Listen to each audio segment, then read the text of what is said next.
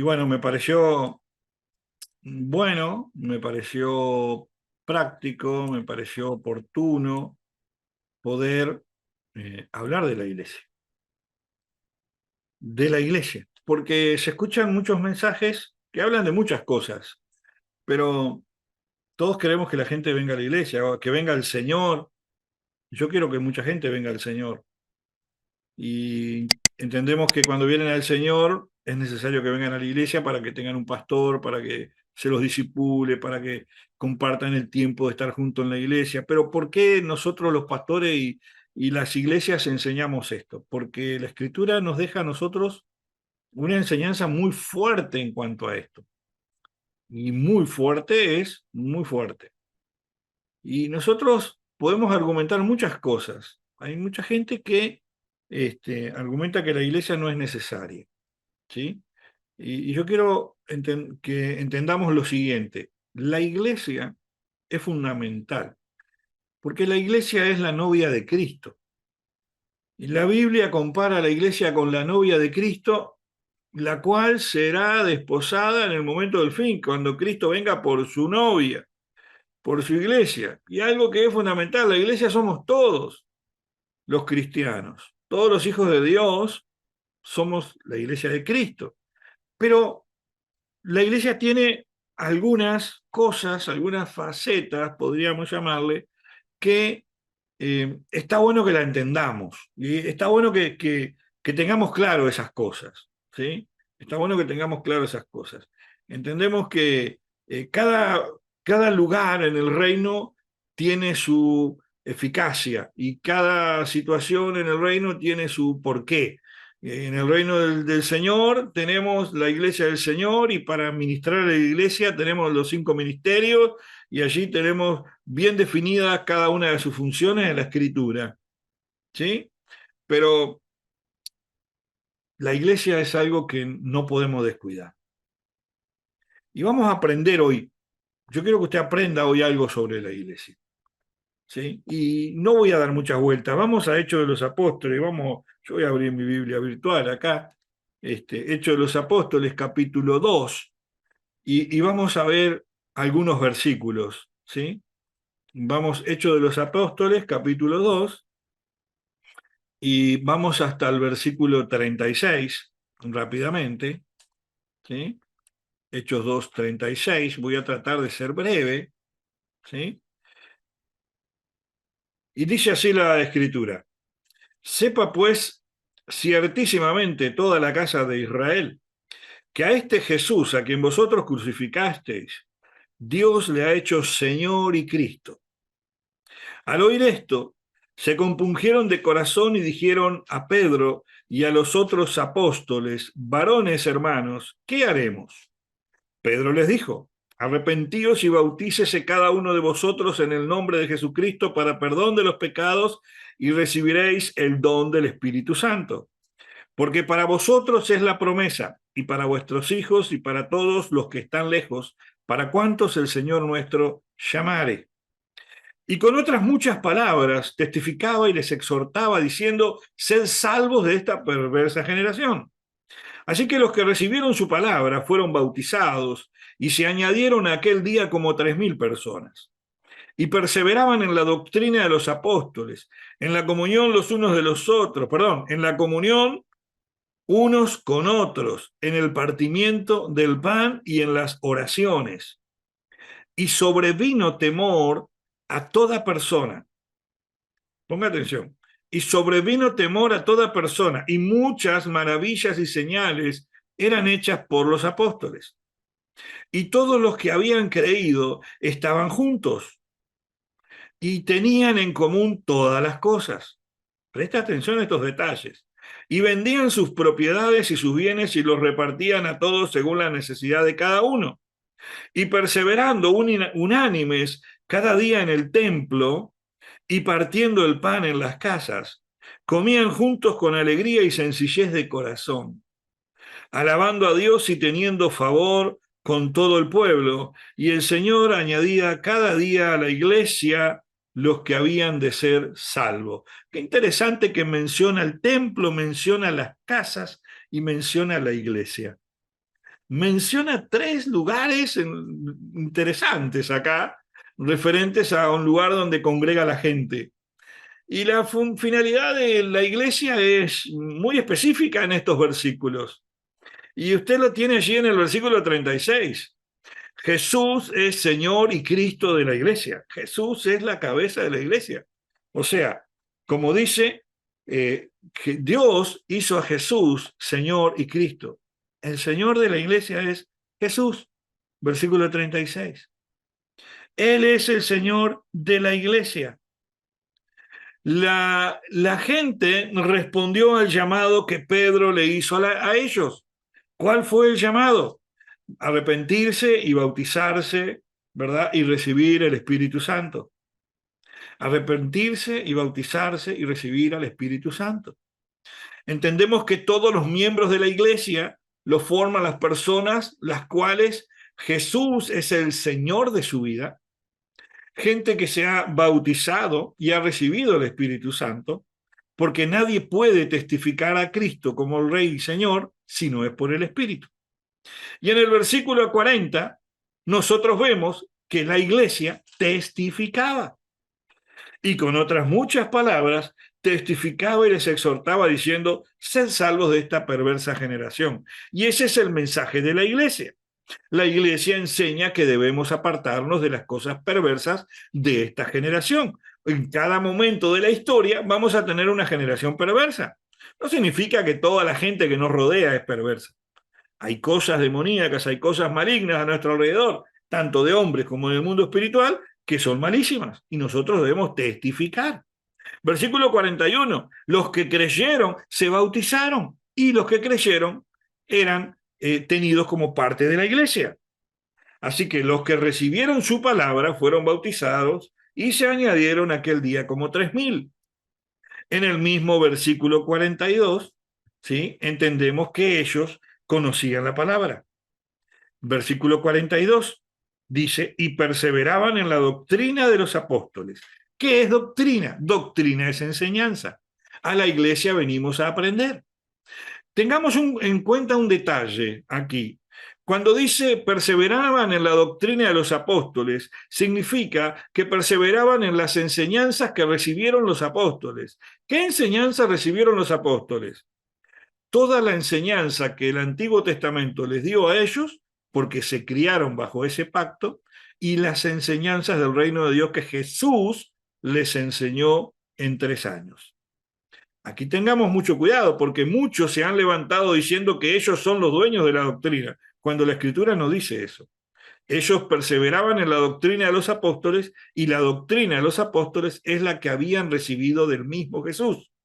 Tengamos cuidado. Las palabras que los apóstoles enseñaban eran las mismas palabras que Jesús enseñaba. ¿Y qué causaba esto? Que tenían en común todas las cosas. Y fíjense lo que decía. Versículo 42. Perseveraban en la doctrina de los apóstoles, en la comunión unos con otros, en el partimiento del pan y en las oraciones. Hay una palabra clave, perseveraban, se esforzaban, no se rendían. Se esforzaban por estar juntos, se esforzaban por estar bien, se esforzaban por aprender, se esforzaban por visitarse, se esforzaban porque no les falte nada, se esforzaban por orar unos por otros. Ese es el resultado de una buena doctrina, de una buena enseñanza. Una enseñanza en la cual la iglesia se mantiene unida. Y cuando hablamos de la iglesia del Señor, como hablamos en el primer punto en el versículo 36. La iglesia del Señor. Comunión los unos con los otros. No estar peleados los unos con los otros. No ver a mi hermano pasando necesidad y yo no poder hacer nada o no hacer nada para ayudarlo porque no es de mi iglesia. No, eso no es así. Es una persona que necesita del Señor y si yo tengo y cómo darle y cómo hacerlo, es mi responsabilidad delante de Dios hacerlo.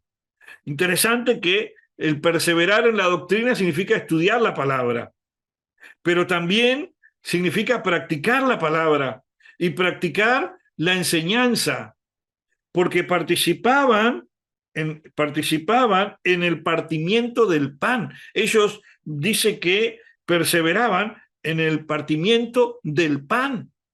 El partimiento del pan no solamente es compartir el pan con el necesitado, sino también hacer lo que el Señor les enseñó.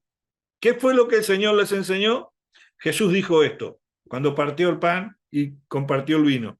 Hagan esto siempre en memoria de mí. O sea que no lo hacemos porque somos de una denominación o estamos bajo un determinado ministerio. Lo hacemos porque estamos honrando a Dios. Estamos honrando a Jesús cuando lo hacemos. ¿Me entienden que es mucho, mucho más profundo cuando yo lo entiendo desde la perspectiva correcta? Cuando yo tengo la comunión con los hermanos, cuando yo tengo el partimiento del pan con los hermanos, cuando yo persevero en el estudio de la Escritura, estoy haciendo lo que Dios espera que yo haga.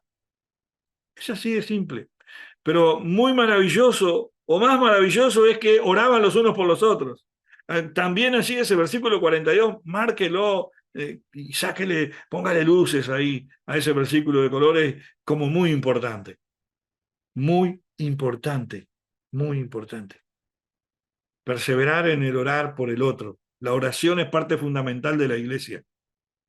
Así que la iglesia es parte, está guiada por el Señor, Jesús es el Señor de la iglesia testifica acerca del Señor, habla acerca del Señor, la iglesia bautiza a los que creen en el Señor, la iglesia enseña a tener comunión unos con otros, la iglesia se fortalece y permanece en la enseñanza y doctrina de Jesucristo, la iglesia estudia la doctrina de Jesucristo y la iglesia practica la doctrina de Jesucristo.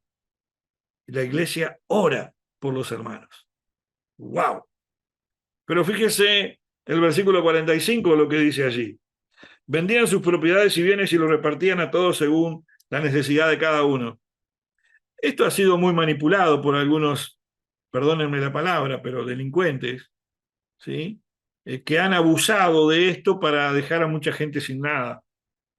Cuando estamos hablando en la Escritura de vender las propiedades y bienes y repartirlos según la necesidad de cada uno, tenemos el fundamento cuando Jesús le dijo a un rico, había hecho todo bien, pero le faltaba solamente algo, no tenía comunión con los demás, no tenía comunión con la necesidad ajena, entonces tenía tanto que no le daba nada a nadie, no era alguien de darle al necesitado, no era alguien de compartir el pan. Jesús le dijo, tenés que vender todo y dárselo a los pobres. Y el hombre prefirió no soltar su riqueza. Y Jesús habló del amor al dinero en esa oportunidad y habló del peligro que hay de estar atado a lo económico. Significa que lo económico no puede ser algo que me ate a mí. Si yo veo que un hermano está pasando necesidad y tengo cómo ayudarlo, lo voy a hacer. Lo voy a hacer, porque fíjense, a, eh, y lo repartían a todos según la necesidad de cada uno. No era que la gente vendía por vender o daba por dar, daba para cubrir una necesidad. Han ocurrido dos cosas mal intencionadas con estos textos. Número uno, gente que ha abusado para beneficiarse a sí mismo, no necesitando, pidiendo para tener más y de pronto venderlo y hacer algún peso. Y gente que se ha abusado de esto para justamente hacerse dueño de las propiedades. Y decirle, tráemelo todo a mí, porque es la doctrina del apóstol, y entonces porque lo dice acá. Bueno, sepan que eso es malversación. La escritura no dice eso. La escritura habla que se compartía y se daba en la necesidad. Entonces la iglesia debe ser ese lugar en la cual el necesitado de amor viene y recibe amor. El necesitado de cobijo viene y recibe cobijo. La persona que necesita un brazo, la persona que necesita un hombro, la persona que necesita un oído, la persona que necesita una oración, la persona que necesita un plato de comida, encuentra en la iglesia todo lo que necesita, porque cada cosa que se le daba era lo que había en necesidad. Era lo que había en necesidad. No era algo porque sí. Era la necesidad que había. Una iglesia eficaz es la iglesia que cumple en el propósito del Señor. Y Jesús siempre tuvo la palabra y el mensaje que nosotros necesitamos. Entonces, ¿por qué nosotros como iglesia no comenzamos a hacer lo mismo? y cubrir la necesidad de aquel que la tiene. Podemos ver allí en el versículo 47 cuál es el resultado de estas actitudes. Estos 8 puntos que acabo de mencionarle producen que la gente alaba a Dios. Versículo 47, alabando a Dios y teniendo favor con todo el pueblo. Y el resultado de esa actitud es que la iglesia crecía. La iglesia crecía y el Señor añadía cada día a la iglesia a los que habían de ser salvos.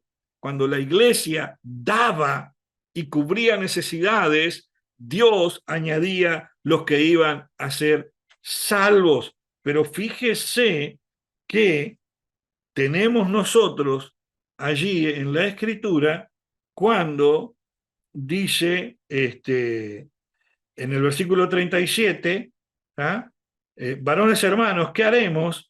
Pedro les dijo, arrepentíos y bautícese cada uno en el nombre del Señor Jesucristo para perdón de pecados, recibiréis el don del Espíritu Santo, y sigue hablando, y sigue hablando, y en el versículo 41 dice, y se añadieron aquel día como 3.000 personas. Dos actitudes de la iglesia del Señor: la predicación de la palabra, el bautismo, el Espíritu Santo, la confesión de fe. El verdadero mensaje trae como resultado multiplicación, vidas que llegan al conocimiento de Jesús.